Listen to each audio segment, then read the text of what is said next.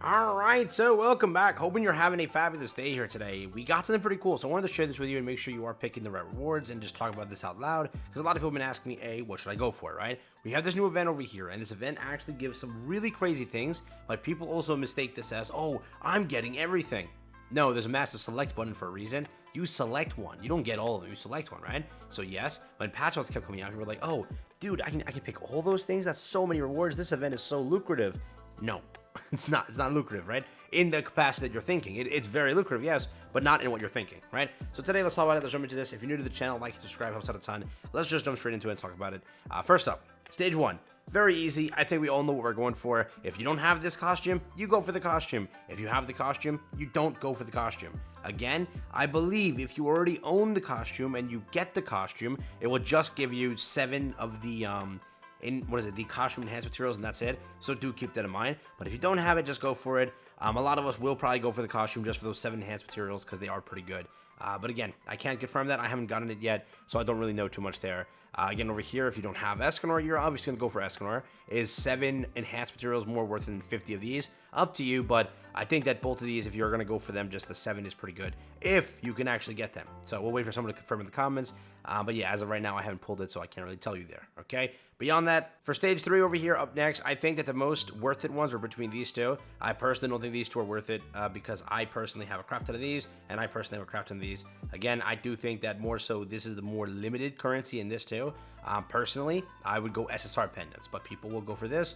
I stand at this one. I need these. They're good for me. 6 of them will be pretty helpful. But again, if you want to go for this, you're more than welcome to. Both are correct options, right? It's just more so, what do I need right now in the moment? If you answer this, you go for this. If you answer this, you go for that. But these two definitely aren't worth it. You can get this by just farming normally, literally by getting those materials and just transferring them. And this you can get by farming normally, unlimitedly, right? You can farm all your stamina and you're good to go. And yes, I just said unlimitedly. Deal with it. Next up, we have this over here, 20 of these, 5 of these, 3 of these, this. Again, I would personally go for this. 3 of these, and Jazzy has 50 of them, holy hell. That's pretty worth it. Going for this, how much does he have of this? 39, damn. But yeah, this is kind of worth it because you can get pendants in the back from it, and get pendants is like the biggest bottleneck for me personally, so that's kind of why I want that.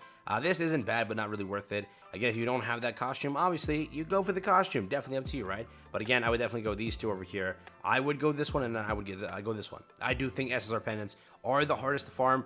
Theoretically, you can argue this is hard to farm, but again, you can summon.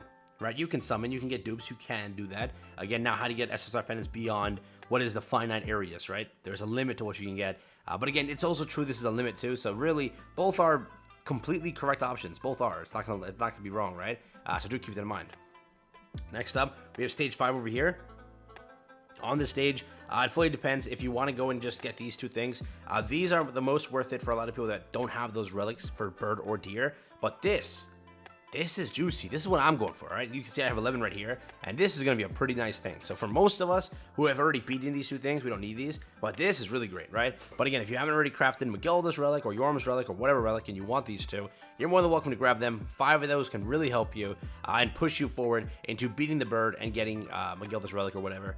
So do keep that in mind. That is there. But again, I would say that this is what I want. That's very lucrative. 10 of those, that's going to help me craft my Freya relic or whatever relic I do want to craft. So that's kind of what I'm aiming for.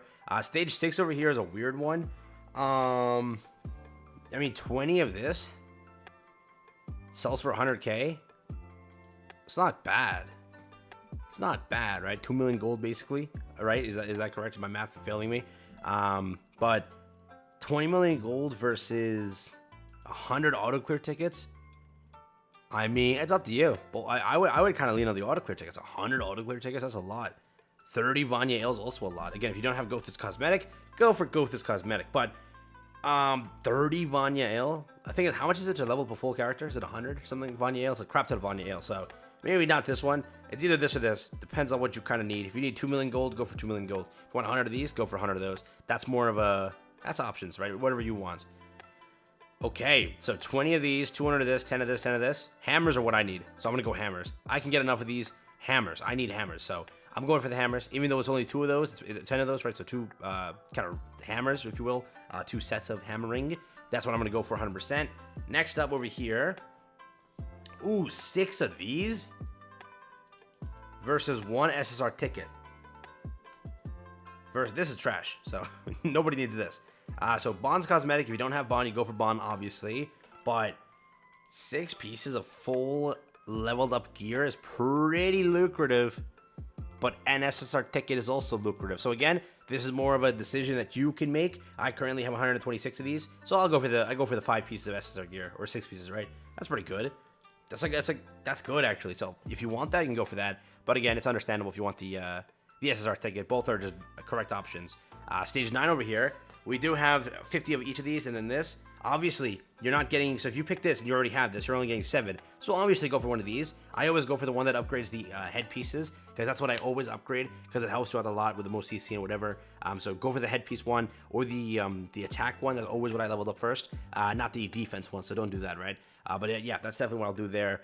Pick the HP one and then the attack one. Again, if you don't have the cosmetics, just remember, pick up the cosmetics. They're important. If you don't care for them, just go for whatever else. This last stage, this is where it gets really good. So 5 Skull and Hottie pieces, 5 Nidhogg pieces, and then 10 and 10. Correct? I don't know which currencies those are, so let me just verify. Are those let's see. This crystal, is it this crystal over here? So why would you need this?